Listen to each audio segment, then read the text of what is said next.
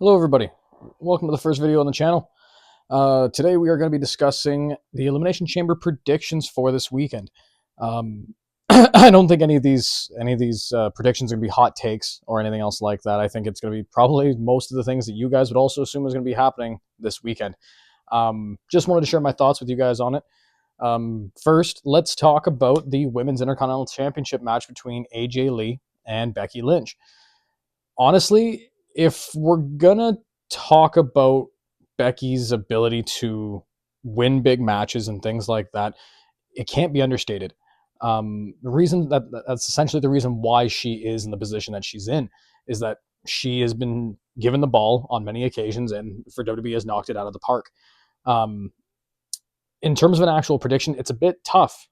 It honestly is, and the reason why is because it would make sense for them to pull the trigger and give it to AJ on the road to WrestleMania, only for her to probably lose it at Mania, where you have a bunch of different outcomes right now, where if you let AJ win, she can take that title for the next 2 months and run down the road with it as we head towards WrestleMania, wherever those stops may be. Obviously, we know where Brock Lesnar is going to be, so a lot of those places will be where AJ Lee is if she wins the title.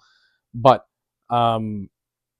it'll be interesting to see if they actually pulled that trigger and see if, AJ can carry a mid-card title, which she hasn't carried a title in over a decade now at this point.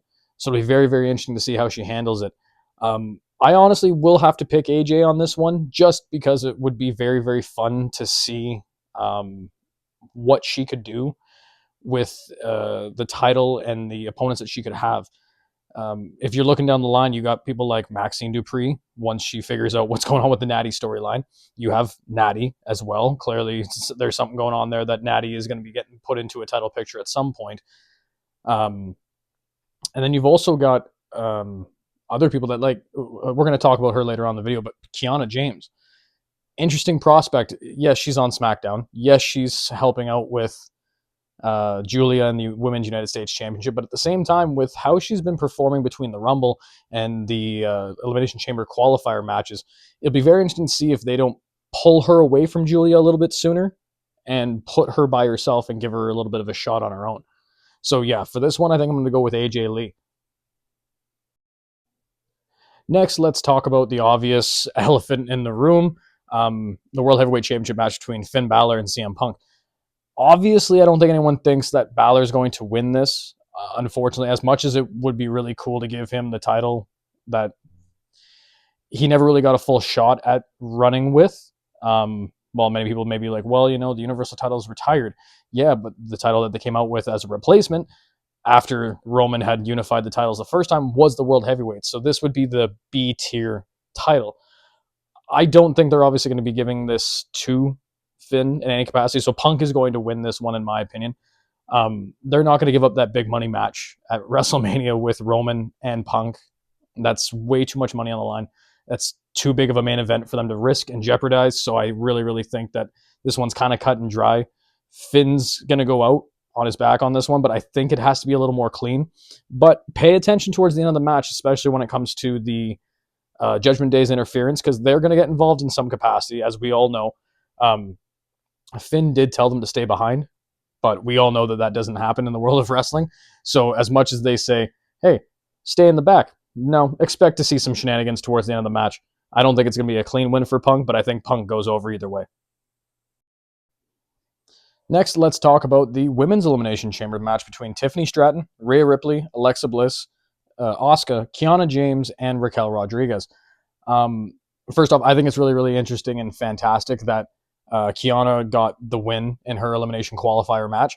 I think it's really, really cool that they're going to give her some kind of individual push here besides what she's doing with Julia.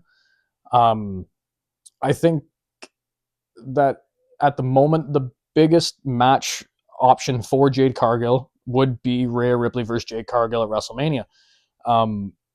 It kind of seems like that's the direction WWE's already going. I'm not too sure what happened with Io over the past week, where she wasn't able to compete in her qualifier match. But I think we're going to have to see the dissolution of Rio, before we go on to WrestleMania, if that's the case, which for a lot of us, myself included, that kind of sucks. I really do enjoy Io and Rhea together. I think it's an interesting dynamic, and it definitely gives a lot of fans a different perspective of what they can enjoy. Um, they're gonna need a big name for Jade. They're gonna need something big for her that she can compete against somebody that's gonna make a money match for Mania. And I think right now the biggest one out of them all, and no disrespect to any of the other ladies in this match, it's got to be Rhea. It just has to be Rhea based on the way that they're kind of leaning, especially over the last couple of weeks with Rio and all the different things happening there. Second to last here, I want to talk about the men's elimination chamber, which consists of Randy Orton, LA Knight, Cody Rhodes, Jey Uso, Javon Evans, and Trick Williams. Um, with this one, honestly, let's start with just Trick Williams. The guy has star written all over him. His entrance was over in NXT. His crowd work is extremely good. His ring work is also extremely good. Now we just got to find the perfect way to introduce him into the main event scene and give him that cocky heel persona, but make him a big enough guy where it's like, you're going to have to beat this guy. He's not going to be a sniveling heel. He's not going to be a heel that hides behind a manager. He's not going to be somebody that's going to, try to weasel his way out of things like we've seen with other ones in the past. But I think we're going to see him and Javon put out some big spots in this match. So pay attention for probably a Javon Evans spot where he jumps off of the pod and hits an OG cutter, which would be really, really incredible if it's timed perfectly, and forbidding that, it all goes smoothly. You could see him and Trick get a little, NXT feud quick going before WrestleMania. That could be their match that they're leading towards. I'm not mad at that match if it happens. I just think it's a little bit different than what a lot of people are expecting. Right now, I honestly don't think anyone wants to see Jey Uso win this chamber match. If he does, you're going to see a few fans probably be super, super annoyed about it. I don't mind the idea of Jey winning, but I think after what we saw at WrestleMania last year with how the title win was pulled off, I think maybe fans just aren't quite ready for another Jey Uso title run or a title picture anyway. So I don't think Jay's going to win this one either. LA is an interesting choice. While the current rumors are saying that it's going to be him versus Brock at Mania, I don't think that Brock versus LA Knight is really the best match for anyone. I still think the Lesnar match is going to be Omos versus Lesnar. So I'm going to leave that part there for now, and we'll discuss that in another video. But I think LA Knight here would probably go pretty deep into this match, but I think the last two it's going to come down to is Orton and Rhodes. Honestly, with LA Knight, I don't really know where they go with him from here. They have to either pull that trigger at some point. I think they're going to post WrestleMania, but they can't pull that trigger right now. I don't think it's the right time. As much as we all keep saying, they got to pull the trigger soon. They got to pull the trigger soon, or else there's really going to be nothing they can do. I just want to see them pull it at the right time. And I don't think Elimination Chamber is exactly the right time for LA Knight. Just with all the stuff going on, it's going to lead to McIntyre at WrestleMania. So, WWE is clearly leaning towards Cody for this one. I would genuinely want to see Orton win this. I think Orton's going to be the one that wins, based on the fact that it'd be really cool to see Orton go for 15, especially in the main event for WrestleMania.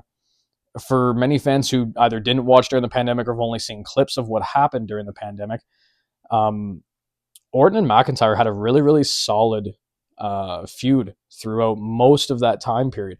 They had an ambulance match, which was fantastic. If I'm remembering correctly, they also had a Hell in a Cell match, which was also not terrible either. I just thought it was interesting the direction that they took them during the pandemic, because we honestly didn't know what they were going to do and who they were going to give the title to, or who they're going to have Drew feud with during the pandemic, because we weren't sure who was available. But honestly, now that there's fans again, I think it's proper time that we get an Orton versus McIntyre feud for the proper WWE Championship. I think that's a really, really big WrestleMania match, and I think that could sell tickets. Huge amounts of tickets will be sold based on the fact that Orton is back in the main event. And again, as a fan who's been watching for over 20 years, I love a good old Randy Orton match. You can't hate on it too much. You gotta love it. You gotta love it.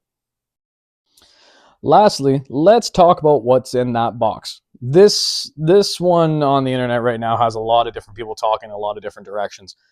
Um, if I'm gonna take my personal guess on this one, I would love it to still be Chris Jericho in some way. Now, that's not to say that Chris Jericho's going to pop out of the box. You know, that just doesn't make any sense logically. He hasn't been able to breathe in there for God knows how long. He's been on a truck traveling across the country back and forth for the better part of 3 weeks. I think the way that they pull this off is rather interesting. If it is Jericho, the way I think they should pull it off is open the box. The box is completely empty until you look down at the ground. When you look down at the ground, there is the list. And it's face up, looking right at you, and everybody, Adam Pearce, Nick Aldis, Roman Reigns, CM Punk, all the major names are on this list. And Adam Pearce and Nick Aldis pick it up and they go, what is this, just a list? And that's where the camera pans to the bottom of the list where it says the list of Jericho. And then Jericho comes out of nowhere and goes, hey, that's mine, and takes it. I think that would be absolutely incredible, and especially with the way that Jericho can reinvent himself in multiple different ways. Since he's been able to do that on, different decades, different companies, and all that good stuff, I think it'd be really interesting to see if they pulled it off that way. It would honestly produce a genuine shock factor for the audience where they actually can go, whoa, like, okay, we knew it was going to be Jericho, but this isn't the way we thought Jericho was going to come out of this box. A lot of people are really hoping that's just not Triple H coming out of the box saying it's a new era, brother. I really hope that's not the case, because that's just not fun for anybody. And especially seeing as there's not a lot of love for him on the internet among most wrestling fans right now. Some other highlights and stuff from this pay-per-view that I think may be a big possibility is Javon Evans obviously jumping off some part of the cage, some part of the structure, whether it be the top of the pod, guy climbs all the way to the top in the middle, and John Morrison lands and flips and lands on somebody. I think it'd be really interesting if he tries to hit a cutter off of the pod, and as he goes to hit the cutter, you get a classic Randy Orton out of nowhere moment, and he just connects and hits him with an RKO instead of hitting an OG cutter, which I think would be rather interesting, because then you've got that contrast of, hey kid, you want to be the next guy who hits a cutter, you want to be the next guy who hits a really good move that's like the RKO. You can't beat the original RKO. I know that obviously Diamond Dallas Page originated the cutter. We know that, but we're just going to ignore that for the purposes of that. But other than that, I think that there's also a chance that we might see Obafemi on the show. I really hope we see some kind of little segment from him, whether he signs Raw or SmackDown and whatever else. And I think he's going to sign to Raw because of the whole Lesnar open challenge stuff for Mania. And I hope that he answers that call before WrestleMania and we get some kind of build before that. I would really like to see just him on the show. You can't just not have him on the show. The guy's too big, too charismatic to not have him on the show. And I think it'd be a travesty to not have him there. Honestly, another really funny part of the show that I think might happen if they try to pull a little bit of a swerve with this box and what's inside of it. If they open the box and all of a sudden there's two balls at the bottom, as R-Truth comes out of the nowhere and goes, "Hey Nick, you got my balls," and all that kind of stuff. I think that'd be kind of funny. Do I think that that's exactly the way they're going to go with it? No, but you know what? Just to have R-Truth on the show is another blessing, because we love R-Truth around here. But yeah, other than that, guys, that's all the predictions I got for you. This is what I think is going to happen at the show. Let me know what you think. There you have it, guys. Those are my 2026 Elimination Chamber predictions. Let me know what you guys think. What's going to happen, anything that I missed, anything that you guys want to talk about. Let me know in the comments what you guys think is going to happen. I look forward to hearing from you guys and what you guys think. Until next time, hang in, hang out, enjoy yourselves, and do good. See you.